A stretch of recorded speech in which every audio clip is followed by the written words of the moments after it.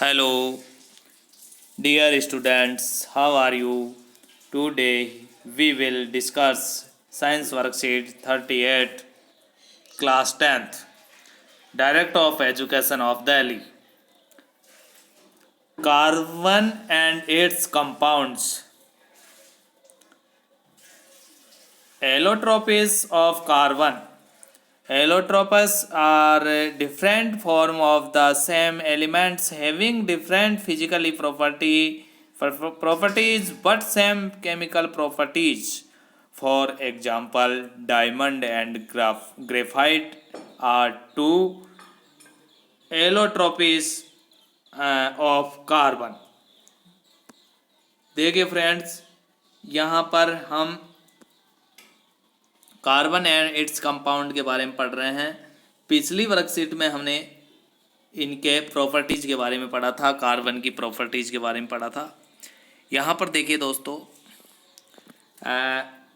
एलोट्रोफिस, यहाँ पर एलोट्रोफिस of carbon. तो एलोट्रोफिस में क्या होता है, इसमें देखिए यहाँ पर different form of the same,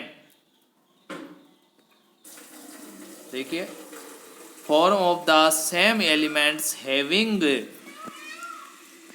different physically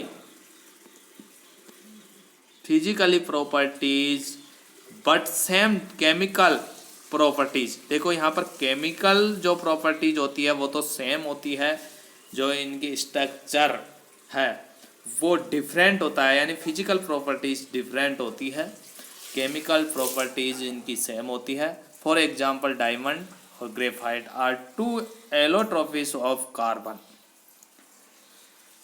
diamond और ग्रेफाइट और फुलरेन थ्री यहाँ पर स्ट्रक्चर है, इनकी एलोट्रोफिस है, तीनों की स्ट्रक्चर अलग अलग है पर केमिकल प्रॉपर्टीज सेम है दोस्तों। अब देखिए फ्रेंड्स, हम आगे बढ़ते हैं इसमें। यहाँ पर देखो, बेसिस ऑफ डिफरेंस, किसके आधार पर इनमें डिफरेंट पाया जाता है। ग्रेफाइट और डायमंड में आपके वर्कशीट में यहाँ पर डिफरेंट दे रखा है। यहाँ पर स्ट्रक्चर के आधार पर, स्ट्रक्चर किसके आधार पर कैसे हैं, hexagonal arrange placed in the layers one above the others. Hexagonal पाई जाती है इसमें, ग्रेफाइट में। इसमें क्या होता है, इस प्रकार की स्ट्रक्चर पाई जाती है दोस्तों। यह इस प्रकार से एक लेयर में होती है, इस प्रकार से यह इस प्रकार से एक संरचना बनाता है, स्ट्रक्चर बनाता है। इस प्रकार की स्ट्रक्चर इसमें पाई जाती है। देखिए दोस्तों, यह इस प्रकार की स्ट्रक्चर्स का निर्माण करता है, तो ये ग्रेफाइट में पाई जाती है। तो यहाँ पर ये क्या होता है, इसमें 6 एंगल होते हैं। देखो, 1 2 3 4 5 6 पाई जाती है, जिस वजह से हेक्सागोनल कहते हैं। और ये 3 डायमेंशियल हार्ड स्ट्रक्चर पाई जाती है, यानी इसमें एक 3 डायमेंशनल हार्ड स्ट्रक्चर होती है। इसे दृढ़ आयामी हिंदी में कहते हैं दृढ़ त्रिआयामी संरचना, यानी 3 डायमेंशियल हार्ड स्ट्रक्चर पाया है। 3D, जिसे हम 3D कहते हैं ना, 3D, तो इसमें 3D एक स्ट्रक्चर होती है। तो इन्हीं के आधार पर इनको स्ट्रक्चर के आधार पर इनको डिफरेंट इनमें दर्शा सकते हैं, डिफरेंट पाया जाता है, जिसे हम इनकी पहचान अलग अलग करते हैं। देखिए दोस्तों, फिर आ गया है बॉन्डिंग के आधार पर। देखिए यहाँ पर, इसमें बॉन्डिंग के आधार पर देखो आप, ये बॉन्डिंग के आधार पर देखिए आप,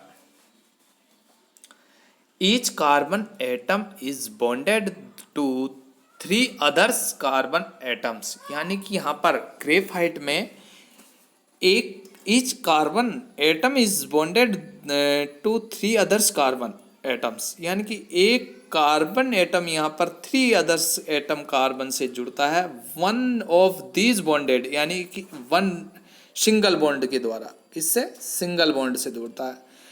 एक बॉन्ड यहाँ पर डबल बॉन्ड पाया जाता है, यानी कि 3 तो सिंगल बॉन्ड पाए जाते हैं, और यहाँ पर यानी कि 3 कार्बन से जुड़ता है एक, तो इसमें से यहाँ पर 4, इसके पास में 4 बॉन्ड है, यानी कि टेट्रावैलेंट होता है। तो यहाँ पर 3 होते हैं, तो इसमें से एक डबल होता है और 2 सिंगल सिंगल होते हैं। इसके कारण इसकी संरचना, एक स्ट्रक्चर एक विशेष प्रकार की लेयर नुमा होती है, यानी कि arrays placed in layer hexagonal पाई जाती है। और यहाँ पर देखिए इधर जो यहाँ पर जो डायमंड है, डायमंड में each carbon atom is bonded to 4 others carbon, यानी यहाँ पर कार्बन 4 सिंगल सिंगल बॉन्ड से 4 अदर्स एटम से जुड़ता है। इसमें क्या होता है, कार्बन 3 तो सिंगल बॉन्ड है, 3 बॉन्ड सिंगल, और एक यहाँ पर 2 तो सिंगल बॉन्ड और एक डबल बॉन्ड, यानी 3 बॉन्ड पाया जाता है। इसमें 3 लेयर इस प्रकार से होता है। इसमें 4 1 1 यानी सिंगल बॉन्ड के द्वारा जुड़ा होता है। तो each carbon atom is bonded to 4 others carbon atom forming a rigid 3D dimensional structure, यहाँ पर 3D डायमेंशनल स्ट्रक्चर का निर्माण करता है। इस वजह से ये बहुत हार्ड स्ट्रक्चर होती है। अब देखिए अपीयरेंस के आधार पर, ये तो हो गया हमारे ये। अब इसके बाद में हम अगले डिफरेंट किसके आधार पर हम इसका देख सकते हैं, वो देखिए आप दोस्तों, यहाँ पर है अपीयरेंस के आधार पर। देखिए आप अपीयरेंस, अब अपीयरेंस में क्या है, यहाँ पर इसका किस प्रकार के अपीयरेंस, इसका रूप है स्मूथ एंड स्लिपरी, यानी कि ग्रेफाइट का होता है स्मूथ और स्लिपरी। क्यों होता है, क्योंकि इसके लेयर में इसकी स्ट्रक्चर पाई जाती है, इस कारण ये स्मूथ होता है, चिकना होता है, स्लिपरी होता है, यानी कि थोड़ा ये फिसलन, चिकना है तो उसमें फिसलन वाला होता है, इसमें परत नुमा होता है, लेयर नुमा होती है तो लेयर फिसलती रहती है, तो फिसलन वाला होता है ये। और इसका देखो हार्डेस्ट नो सब्सटेंस, यानी कि हीरा सर्वाधिक कठोर पदार्थ ज्ञात है, यानी कि इसका रूप ये एक तरह से एक हीरा, आप कहते हो हीरा सबसे हार्डेस्ट सब्सटेंस है, सबसे ज़्यादा हार्डेस्ट है ये हीरा, क्योंकि इसमें इस प्रकार इस स्ट्रक्चर के कारण ही ये हार्ड होता है। स्ट्रक्चर के ये हीरा के देखो ये स्ट्रक्चर है, हीरा के स्ट्रक्चर के कारण ही ये हार्ड होता है। अब देखिए दोस्तों, यहाँ पर ये हो गया। इसके बाद में है कंडक्टिविटी।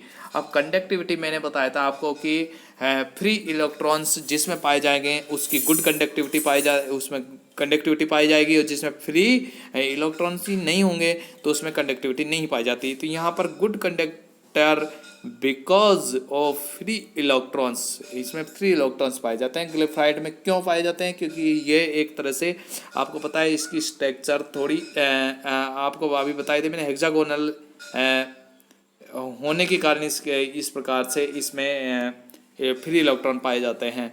तो फ्री इलेक्ट्रॉन जिसमें होते हैं वो आपको पता है, जिसमें फ्री इलेक्ट्रॉन होंगे उसमें इस प्रकार की कंडक्टिविटी पाई जाती है। अब देखो आप देखिए यहाँ पर, इसके बाद में हम आगे बढ़ते हैं। कंडक्टिविटी हो गई, ग्रेफाइट में कंडक्टिविटी पाई जाती है गुड कंडक्टिविटी, इसमें बैड कंडक्टर होता है। क्यों होता है, क्योंकि इसमें फ्री इलेक्ट्रॉन्स नहीं होते। यूजेज, अब यूजेज इसका लुब्रिकेंट देखो आपको पता है, ग्रेफाइट का लुब्रिकेंट के रूप में, लुब्रिकेंट क्या है, यानी स्मूथ और स्लिपरी होता है, इस वजह से लुब्रिकेंट के रूप में इसको पुर्जों में इनमें काम में लेते हैं, मशीनी में काम में आता है। और पेंसिल लेड का निर्माण भी इसी ग्रेफाइट से होता है। और इधर देखिए डायमंड बहुत ही ज़्यादा हार्ड सब्सटेंस होने के कारण इसको कटिंग टूल्स के रूप में, यानी कि किसी चीज़ को पदार्थों को जो सब्सटेंस को काटने में, अन्य पदार्थों को काटने में, यानी सब्सटेंस को काटने में इसका कटिंग टूल्स के रूप में इसका उपयोग किया जाता है और यूज किया जाता है। और ज्वेलरी में भी किया जाता है, क्योंकि ये बहुत ब्राइटनेस वाला होता है इसकी, यानी कि ब्राइटली होता है, इसकी ब्राइट बहुत अच्छी होती है। तो और इसके स्ट्रक्चर के कारण ऐसा होता है, तो इसे ज्वेलरी के रूप में डायमंड के हीरे जो हम कहते हैं डायमंड है, डायमंड ये कई ज्वेलरी के में काम आता है इसको। तो दोस्तों इस प्रकार से ये इनके डिफरेंट ग्रेफाइट और डायमंड के डिफरेंट आपके सभी के समझ में आ गए होंगे। अब देखो इसके बाद में हम आगे बढ़ते हैं।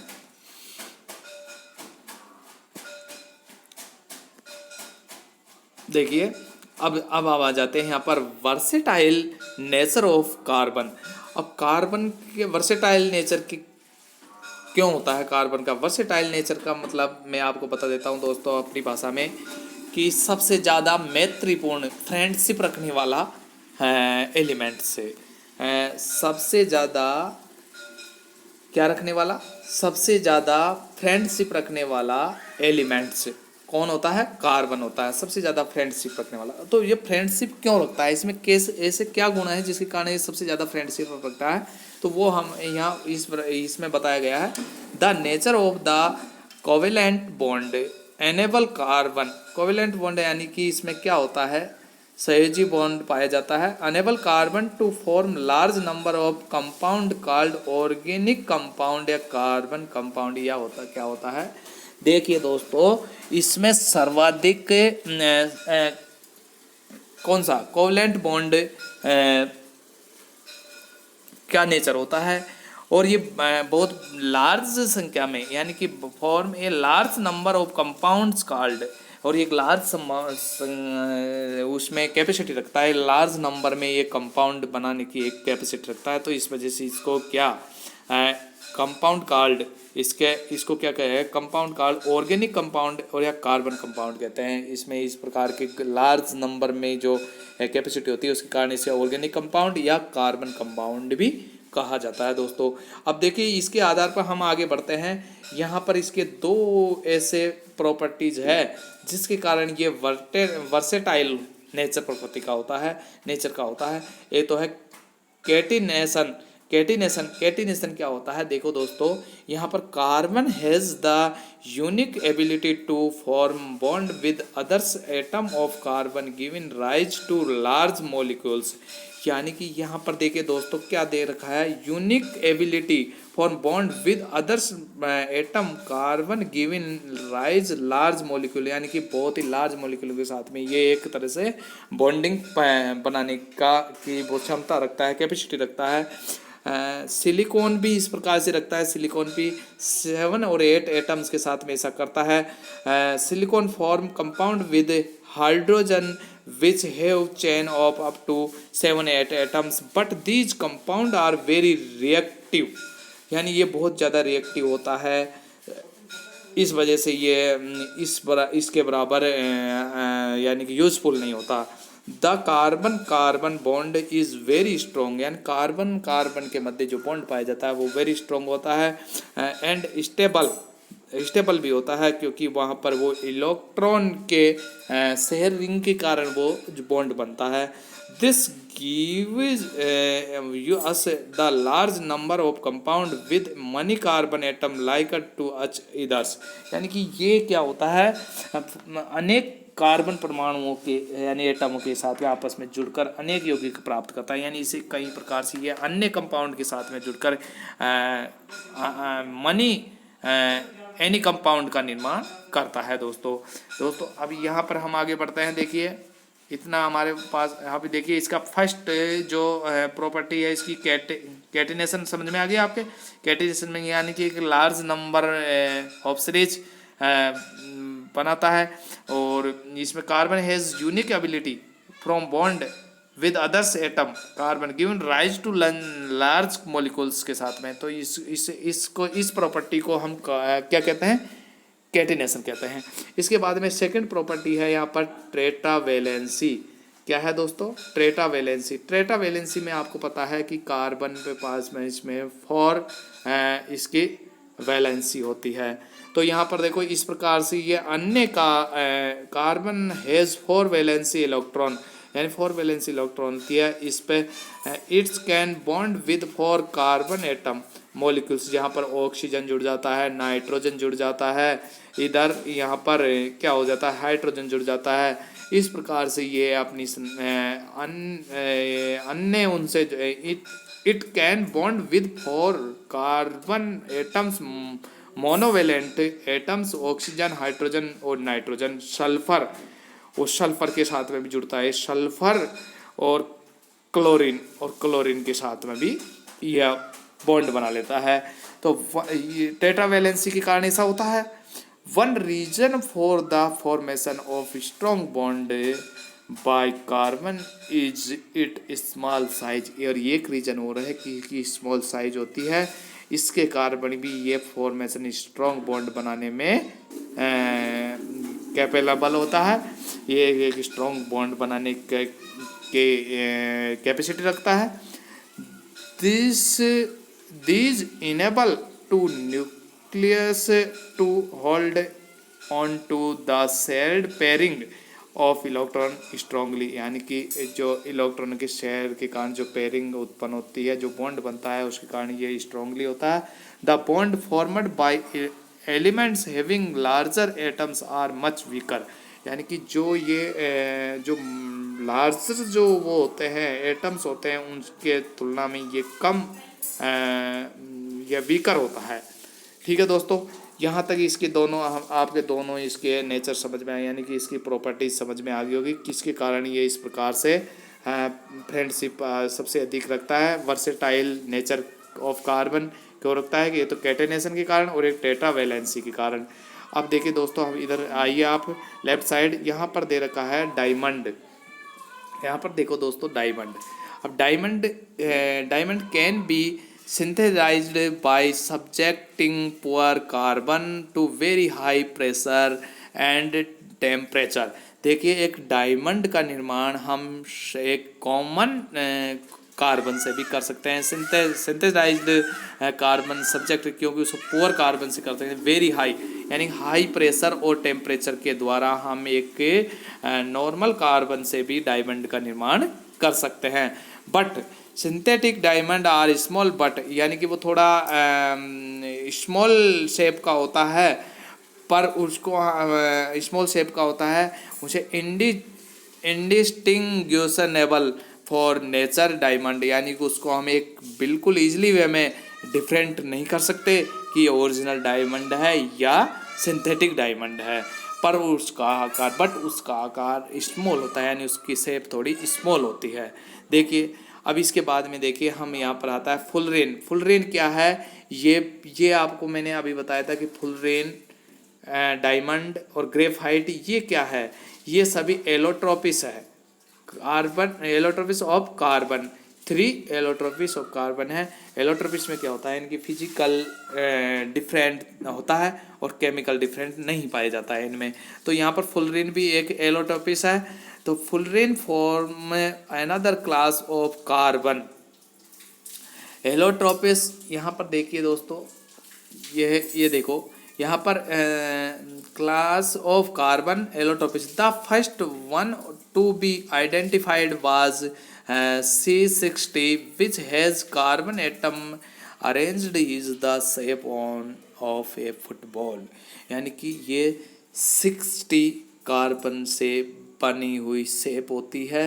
और ये शेप किस प्रकार से? शेप ऑफ ए फुटबॉल, यानी कि फुटबॉल के समान होती है। इस प्रकार से फुटबॉल जैसी संरचना यानी स्ट्रक्चर होती है इसकी।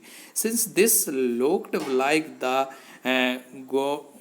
जियोडेसिक डोमी डिजाइंड, यानी कि जियोडेसिक डोमी डिजाइन इसकी पाई जाती है, देखा गया बाय द US आर्किटेक्ट, यानी कि अमेरिका के एक आर्किटेक्ट था, उसका नाम था मिस्टर फुलर, उसी के नाम पर इसका नाम फुलरेन पड़ा।